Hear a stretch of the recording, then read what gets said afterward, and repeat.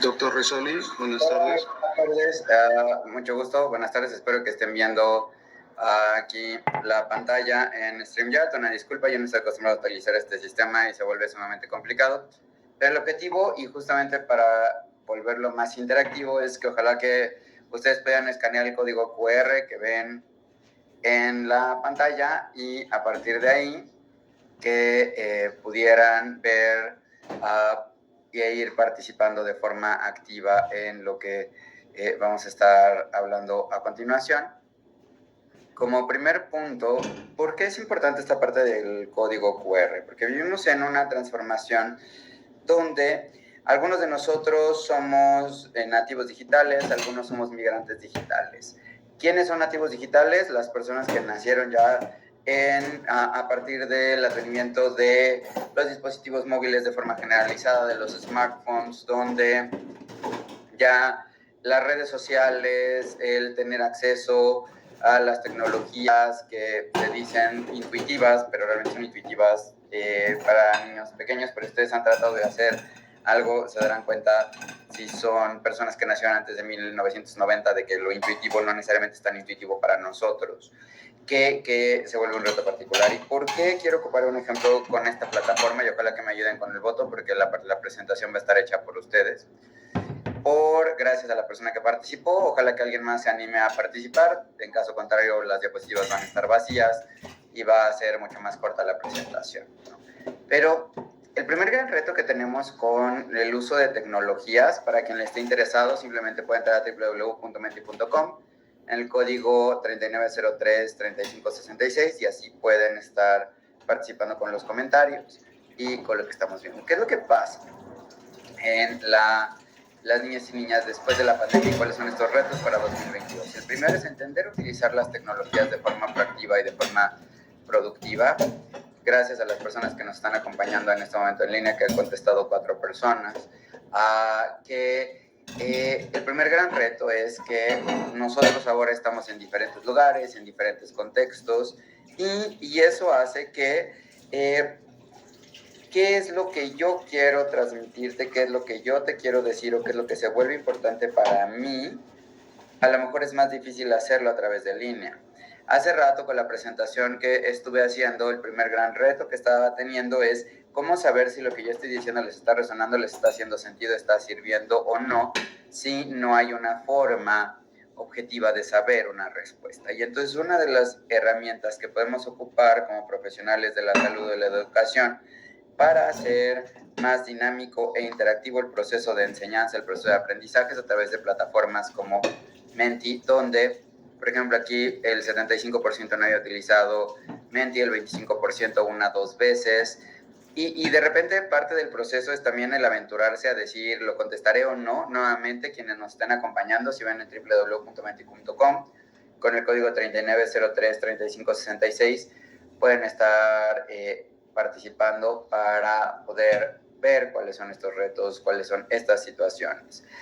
¿Qué demuestra el hecho de que de repente nosotros nos dé miedo, no sepamos o no podamos participar en otros dispositivos? Yo haría esta misma reflexión para todos los niños y las niñas, no solamente ustedes, para todos los niños y las niñas y las personas que pueden estar realizando algún tipo de actividad en línea o estuvieron en línea.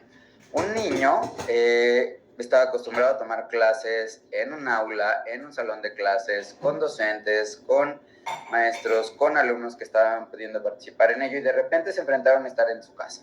Y el primer gran reto de estar en casa, pues es de que estaban en casa con situaciones particulares, con interacciones particulares, con límites particulares, y cómo poder lograr que ese niño o esa niña realmente aprenda, o cómo garantizar que ese niño o esa niña vaya aprendiendo, era uno de los retos más grandes a los cuales nos podemos enfrentar. ¿Por qué?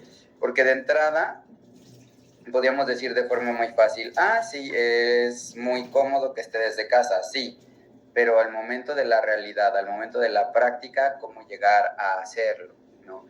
Y aquí podemos poner, por ejemplo, que nos acompañan de Chiclayo, de Perú, de Lima, de Salud, diferentes lugares.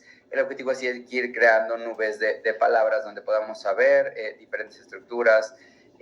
La inteligencia se vuelve uno de los retos importantes. por supuesto, en este siglo XXI, donde tenemos que estar interactuando. ¿Por qué? Porque tenemos que saber cómo lograr expresar ideas, tenemos que saber cómo poder lograr interactuar y cómo saber utilizar las tecnologías, ¿no? Entonces, este niño que de repente se estaba acostumbrado a tener en un lugar específico clases, él estar interactuando, él estar socializando, él estar haciendo ciertas actividades. Cuando le cambiamos de lugar para estar en casa se vuelve complicado. Primero, ¿por qué? Por ejemplo, ¿por qué razón puede ser que ustedes no estén participando? Uno, puede ser que por el horario haya poca audiencia en esta plática y que por eso realmente las 4 personas que estén participando sean las únicas 4 personas que están escuchando la plática. Esa puede ser una razón. Otra razón puede ser porque de repente ustedes estén poniendo en play la plática, pero realmente están realizando otro tipo de actividades. ¿Qué pasa? Y es una realidad y es el equivalente del niño que estaba viendo su clase en teoría, pero realmente estaba jugando o estaba haciendo alguna actividad con sus muñecos. Otra podría ser que pudieran decir perfectamente, lo que pasa es de que no tengo otro dispositivo móvil y nada más lo estoy viendo desde el celular, o si cambio de plataforma de StreamYard hacia otra, entonces ya no voy a poder ver las cosas y voy a pedir la acreditación. Y entonces se vuelve un reto importante el que poder hacer para ver cómo poder interactuar. ¿Por qué? Porque pues, los niños de repente empezamos a ver qué reto se enfrentó en Latinoamérica. Aquí al final les voy a dar materiales para que ustedes puedan llegar a consultar y profundizar más si les es de su interés. Pero el primer gran punto que tendríamos que estar viendo es los niños y las niñas, qué tanto acceso tuvieron a las tecnologías y realmente esas tecnologías les dieron acceso efectivo y tuvieron una prioridad, o fueron situaciones en las cuales estuvieron entre comillas con acceso, pero en la realidad no tan centrado en el niño o en la niña porque había otras prioridades en la casa, ¿no? Entonces, en ese sentido, por ejemplo, aquí de las personas que han participado, 50% hombres, 50% mujeres. Digo, es una muestra muy poca, somos 5 personas que han participado. Hay más hombres, pero uno de los primeros puntos que tendremos que analizar es cuál es el papel que tiene el personal de salud y quién es el papel del personal de salud que está participando, ¿no? Y qué tanto hay una inequidad de género. La inequidad de género empieza en etapas tempranas, cuando un niño o una niña está en la mesa y está el hermano o la hermana y de repente le dicen, oye, es que fíjate que necesito que por favor te levantes para pasar recoger tu plato y el plato de tu hermano. No sé si eso pasa en el Perú, eso pasa frecuentemente y de forma muy habitual y cotidiana en México. Y entonces en ese momento los niños y las niñas están ahí, se tiene que parar la niña, el niño se queda sentado y va aprendiendo pues que realmente quien se para resolver las situaciones, quien se para hacer las cosas, quien se para recoger los trastes o los utensilios de cocina o cualquier otra situación, es la niña junto con la mamá, mientras que el papá se queda sentado. Y ahí es donde estamos empezando el círculo de la violencia en gran parte, ¿no? ¿Por qué? Porque al final del día, algo que nos vino a enseñar la pandemia es de que somos un equipo, que los dos salimos, que los dos trabajamos, que los dos nos cansamos, y que si aprendemos a ser un equipo, las cosas pueden ser diferentes, y al ser diferentes las cosas, se puede llegar a ir socializando, interactuando, trabajando, aprendiendo, viviendo de forma diferenciada, ¿no? Muchas gracias a las 5 personas que están participando, lo valoro de corazón. Entonces, por ejemplo, uno de los grandes retos, aquí hay presidente de pediatría, administrador, pediatra, médico, y entonces uno de los grandes puntos es que, por ejemplo, algo que debería de ser muy relevante en esta plática es también el considerar otros profesionales. O sea, qué bueno que estén residentes, qué bueno que estén pediatras, qué bueno que esté profesional médico, pero ¿y qué pasa con enfermería, por ejemplo? ¿Qué pasa con trabajo social? Ellos también son parte de un equipo que tenemos que entender, psicología, nutrición, otros profesionales que puedan estar haciendo, y que no quiere decir que no estén viendo, simplemente es que no puedan estar participando, y que sería el mismo prejuicio el decir que no están participando a lo que se le podría decir a un niño cuando se le decía en clases, necesitas estar en presencial y seguramente no estás poniendo atención o no te interesa porque estás en otras cosas, ¿no? Y es exactamente lo mismo. ¿cuál es uno de los retos que vemos? Por ejemplo, en este rango de edad vemos desde 23 hasta 55 años, y entonces el primer gran punto es ¿qué pasa si nosotros no estamos participando tan activo? Aquí habemos nativos digitales, la persona que tiene 23 años muy probablemente sea un migrante, y si no un migrante, o sea, un nativo digital que ya nació con esta tecnología, utilizando ya desde el momento de la primaria el internet, o el correo electrónico o la búsqueda de información. Si no iban por una monografía, si no iban por una estampita, ir buscando dónde voy a conseguir la información y qué es lo que voy a hacer para poder llegar a tenerla, obtenerla y expresarla. Y eso es algo que se vuelve muy, muy importante. ¿Por qué? Porque tenemos que ir viendo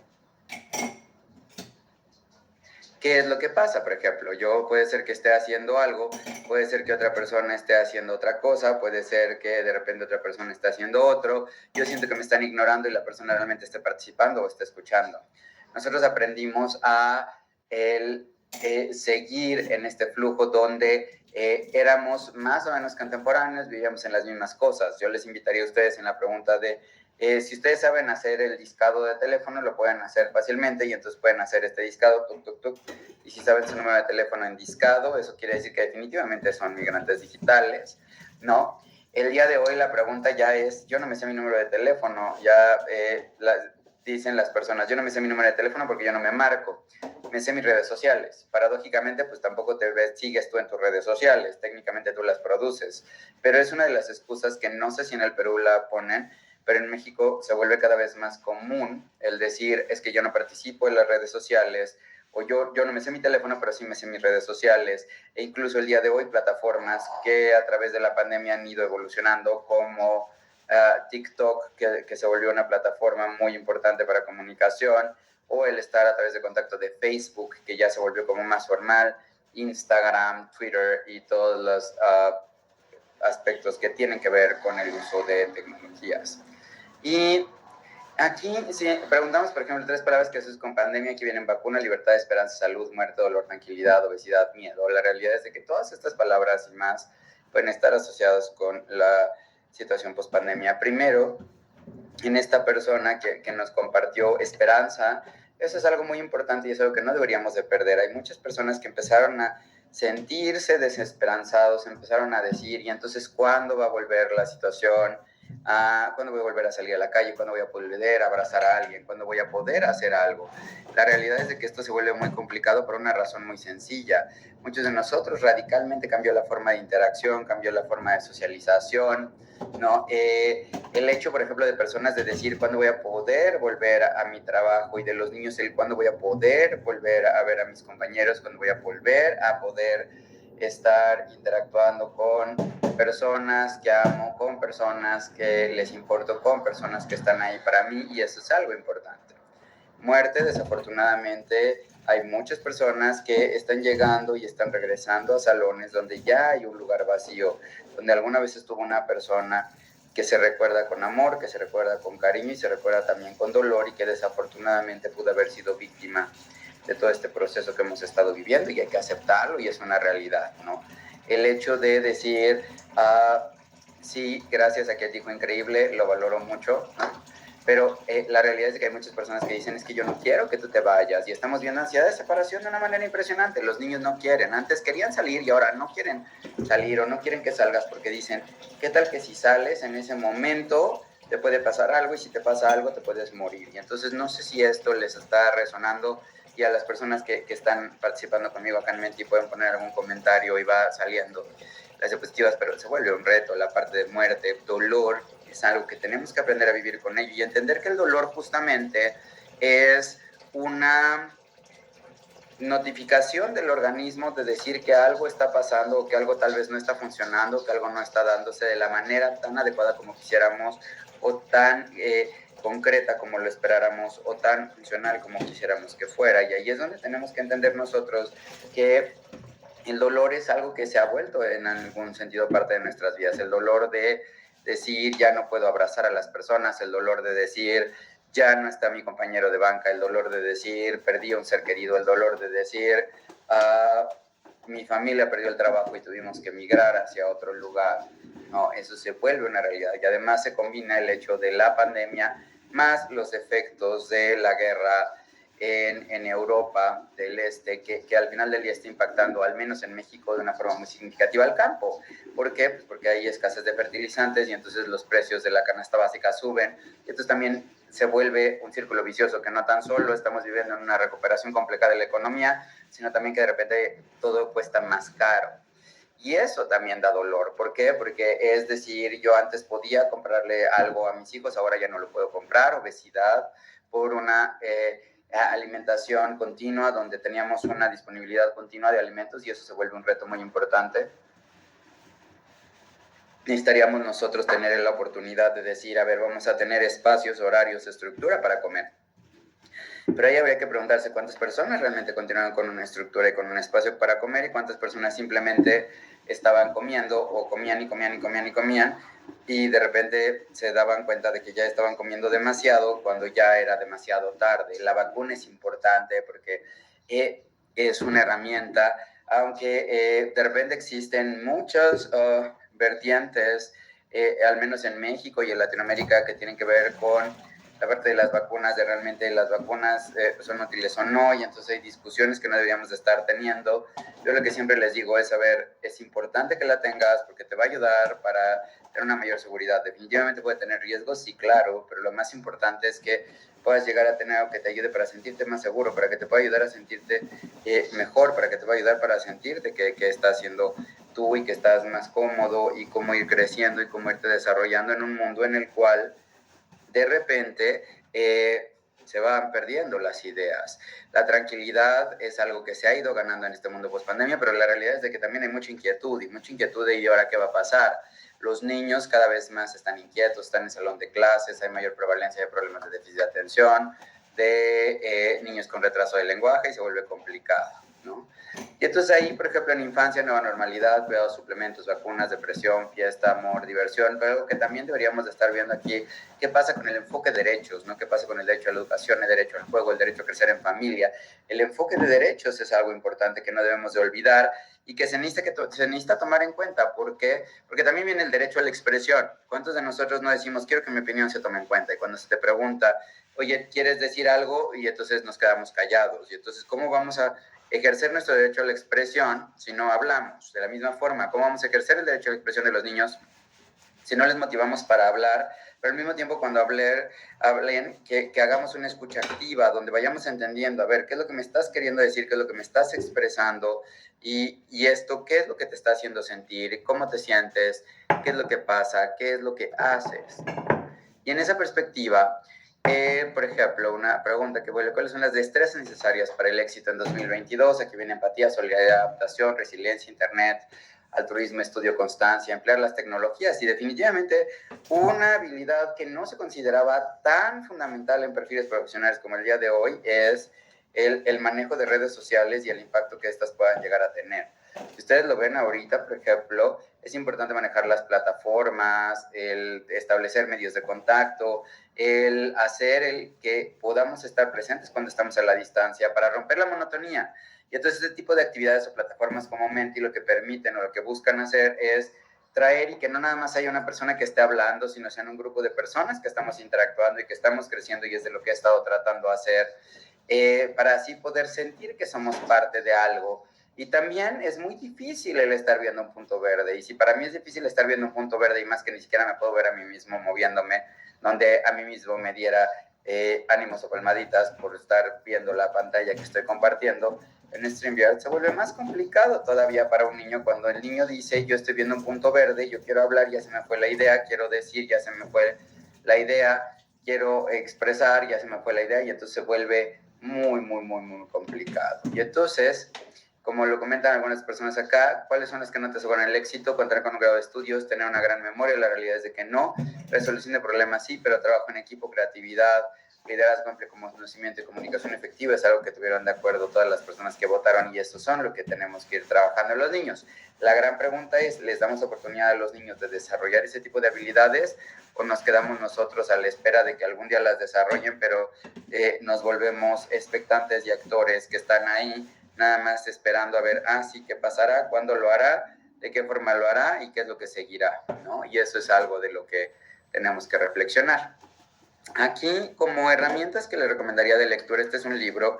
Si alguien de ustedes tiene la pregunta o les han preguntado de cuál es el modelo educativo para mi hijo hacia el futuro, este libro, Emociones, Inteligencia y Creatividad, Aprender, lo escribió Eduardo Bandere.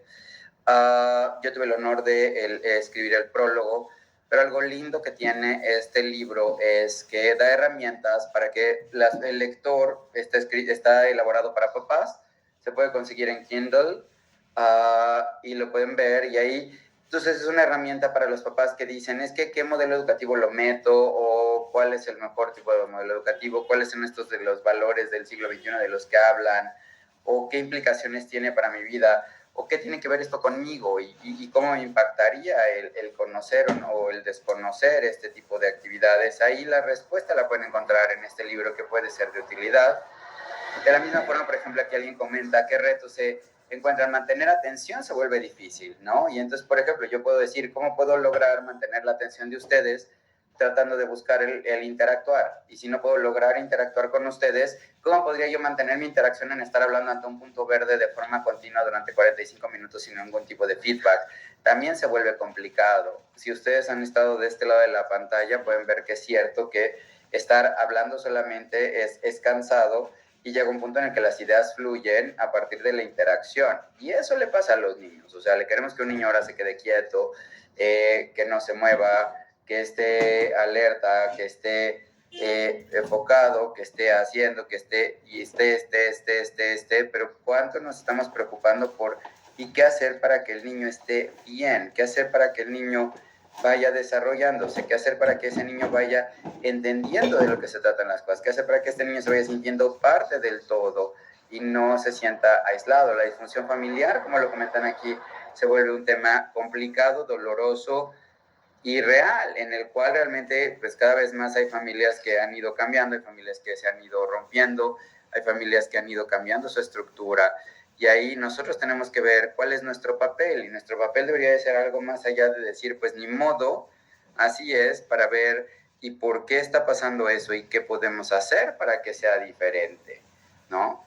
¿Por qué? Porque, por ejemplo, a raíz de la pandemia, como dicen aquí, tenemos adolescentes con temores, ansiedades, potenciar sus habilidades y su inteligencia totalmente.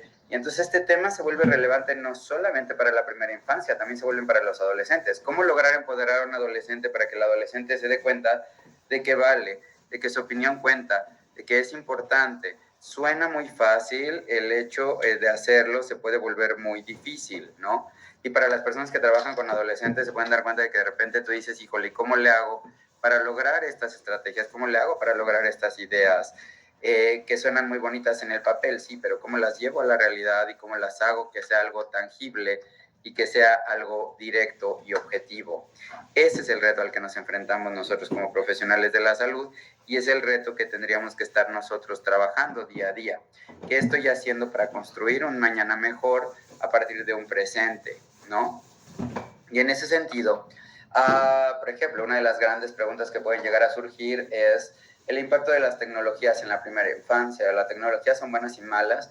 Ahí les invito a descargar de forma gratuita. Esta es una publicación de la Organización de Estados Iberoamericanos para la Cultura, o la OEI, que publicó este año. Yo tuve el honor de participar escribiendo el primer capítulo acerca del impacto en el cerebro del uso de las tecnologías. Y justamente la reflexión a la que queremos llegar en este capítulo es dejar claro que las tecnologías no son ni buenas ni malas. Lo bueno y malo es el uso que se le den a las tecnologías y cómo nosotros podemos ayudar para que los niños y las niñas vayan utilizando las tecnologías a su favor. Y eso es importante. Se vuelven como las palabras claves. Cómo usar la tecnología a favor, cómo hacer para estar presente cuando de repente no se está, cómo hacer para ayudar a que los niños y las niñas vayan sintiendo que en este proceso de cambio se están desarrollando y no solamente el que estén, pero no haya algo más, no haya algo que les guíe, no haya algo que les motive a hacer algo diferente. Y entonces ahí es donde nos tendríamos que preguntar nosotros, ¿qué es lo que yo estoy haciendo para el desarrollo? ¿Qué es lo que estoy haciendo para favorecer el vínculo afectivo. ¿Qué es lo que estoy haciendo en este momento para ayudar a que los niños y que las niñas tengan un uso adecuado de las tecnologías? ¿Por qué? Porque las tecnologías llegaron para quitarse, ¿no? Para quedarse. Y nuevamente, no se trata de pensar, vamos a cambiar y volvemos al modelo antiguo donde yo hablaba, tú escuchas y entonces a partir de ahí ya estábamos hablando. La realidad es de que ese modelo ya es obsoleto, es poco funcional y no tiene caso. Y ahí pueden encontrar datos interesantes acerca del Perú, que también participó en la encuesta, donde se habla justamente qué implicaciones tiene en el desarrollo de los niños y de las niñas la tecnología, qué es lo que han hecho cada uno de los diferentes países como parte de política pública para hacerlo. Y este documento es un libro de cerca de 200 páginas de descarga totalmente gratuita en la página ahí mencionada. Y luego viene la pregunta de, nuevamente aquí está el índice del libro y pueden ver cuál es la parte de la tecnología, de qué es de lo que se trata y cómo poder llegar a hacerlo. Nosotros ya tenemos la prueba EDI en la versión 2022, que es algo que es lo que hemos estado utilizando y que ya existe una adaptación para el Perú de la prueba EDI, de la cual yo soy el autor y el manual lo pueden consultar. En el siguiente link vienen los links para descarga gratuita. Eso es para lo de lo que hemos hecho para la población mexicana. Si alguien de ustedes está interesado en descargarlo, lo puede hacer. Viene la Estrategia Nacional de Desarrollo Infantil de México, viene el Manual de Desarrollo Infantil, vienen diferentes contenidos. ¿Por qué? Porque lo que vimos después fue, necesitamos lograr llegar a las personas, necesitamos ayudar a que las personas vayan creciendo, necesitamos llegar a las personas para que se vayan sintiendo parte, necesitamos hacer que los niños vayan siendo un completo, ¿no?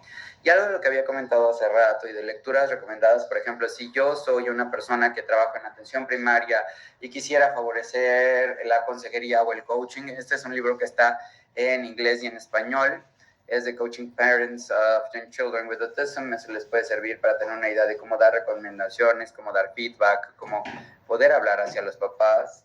Esa es la misma versión, solamente en español, y las dos se pueden consultar de forma adquirida. Este es el libro que mencionaba hace rato acerca de Teaching Social Communication to Children with Autism, y ahí lo único que podrían hacer es descargar esa imagen, comprar el libro. Si hay personas que tienen coaching, si necesito yo este coaching o esta parte de mejorar el problema de desarrollo en niños o niñas, y me preguntan y estoy en atención primaria y hablan inglés, lo cual puede ser extraño en nuestra población, pero no es absolutamente irracional el pensar poder hacerlo. Este es un sitio que está completamente en inglés y es gratuito, que es Help is in Your Hands, o pueden ver lo que comentaba de Perfectum Parent Toolbox, donde pueden estar viendo qué es lo que está pasando con estos procesos de desarrollo, ¿no? Y aquí, por ejemplo, en esta parte ya para cierre, ¿qué tips o consejos quisieras para promover el desarrollo de tu práctica clínica hospitalaria?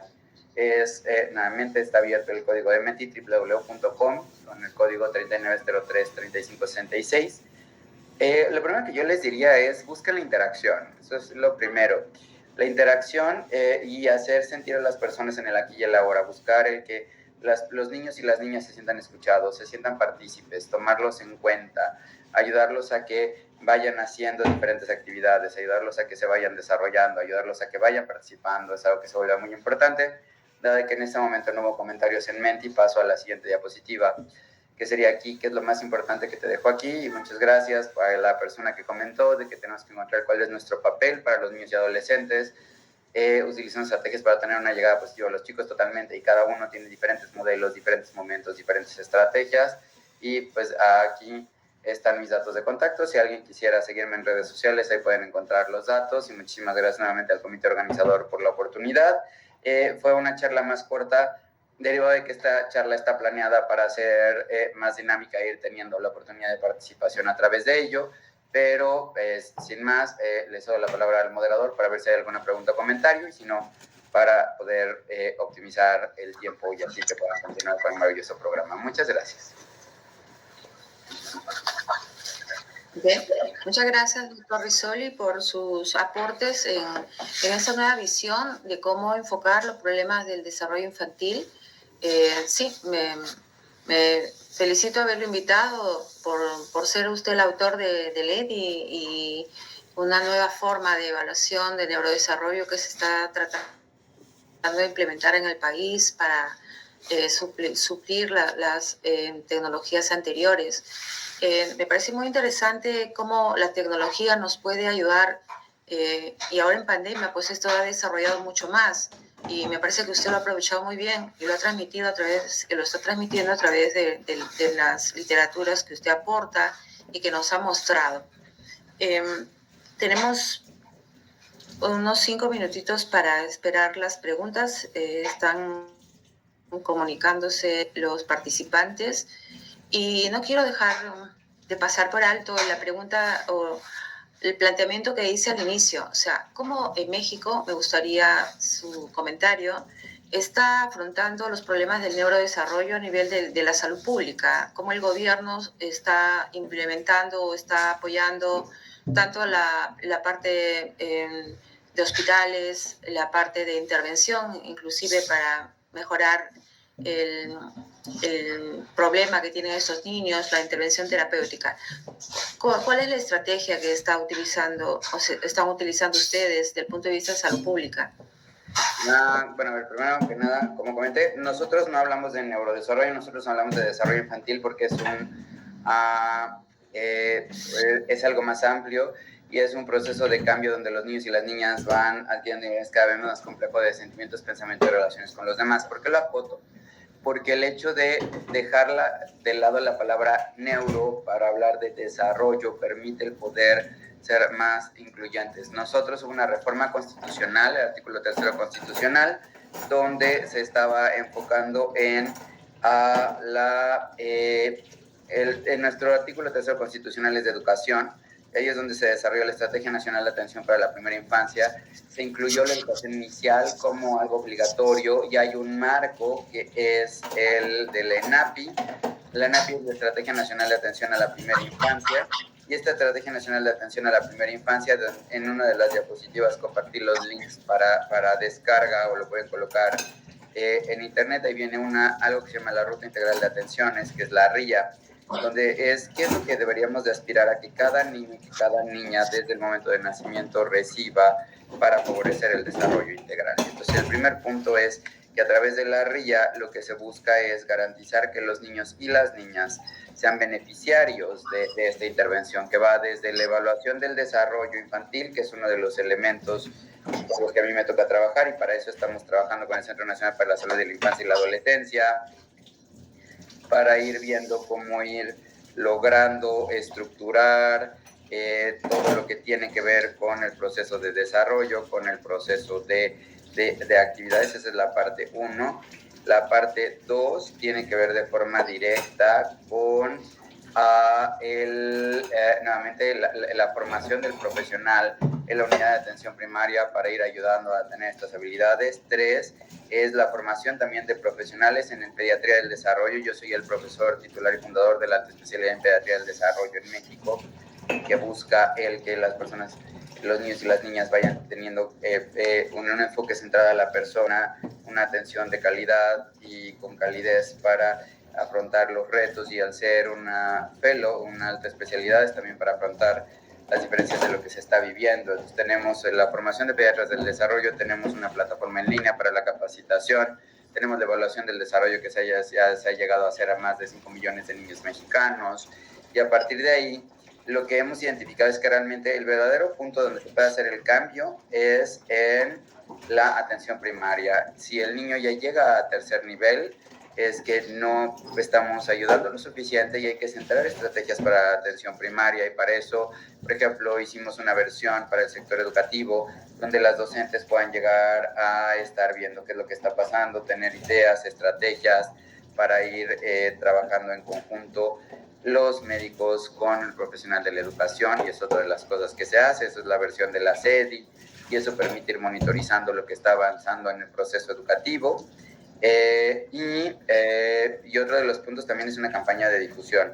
Cuando hace mucho tiempo empezamos nosotros a crear centros especializados para atención del desarrollo infantil, lo que vimos es que de repente las personas no llegaban a los lugares de atención infantil. Y la gran pregunta es: ¿y por qué la gente no llega? Si es una necesidad sentida, si es algo importante, si es algo que la gente pide.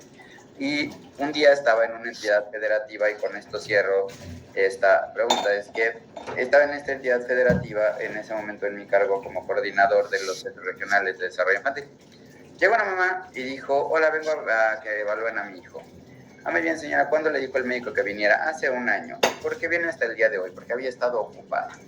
Y entonces, mientras nosotros no logremos construir la demanda de forma simultánea a la oferta, es decir, empoderar a los papás para que se den cuenta de que el desarrollo infantil importa, que no se requieren cosas caras ni complicadas, solo creatividad, que los primeros años es donde se forma el 85 al 90% del cerebro, que además es donde se forma este tipo de conexiones que después se pueden llegar a modificar, pero en ese momento pueden ser más claras, es que podríamos llegar a hacer un cambio significativo. Y entonces con esas ideas lo que nosotros aprendimos es campañas en medios de comunicación. De hecho, tuvimos una serie de podcasts a través de Spotify que se llamaron Niñología, que los pueden escuchar también, son de distribución gratuita y sin necesidad de tener la plataforma. Hemos estado buscando campañas en medios de comunicación, sensibilización hacia los papás, involucro de la red de población indígena, y también siempre hablando acerca del enfoque de derechos y respetar las prácticas de crianza y la interculturalidad, que es fundamental, porque no queremos niños occidentales, queremos niños felices y que sean parte de su cultura y que se sienten orgullosos de su bagaje y de su cultura, y eso se vuelve sumamente relevante. Y eso implica el darnos la oportunidad de ver en dónde está viviendo el niño, qué es lo que está haciendo, cómo le vamos a hacer para que ese niño esté mejor o para que ese niño esté más dinámico, que esté más interactivo, que vaya socializando. Y ese es el reto que tenemos, ¿no? Que de repente no vemos que podemos hacer pequeñas cosas que pueden ser altamente significativas si les ayudamos a los niños a irse desarrollando, y a partir de este desarrollo es que podemos hacer grandes cambios que van a permitir que cada niño y cada niña alcance su máximo potencial, considerando que los niños no son el futuro, son el presente. Muchas gracias. Muchísimas gracias, doctor Rizzoli, por sus aportes, su creatividad en mejorar la situación del desarrollo infantil. Ha sido un gusto escucharlo, muy amenas sus charlas, y esperamos contar con usted para un próximo evento. Un gusto, y continuamos con los siguientes bloques.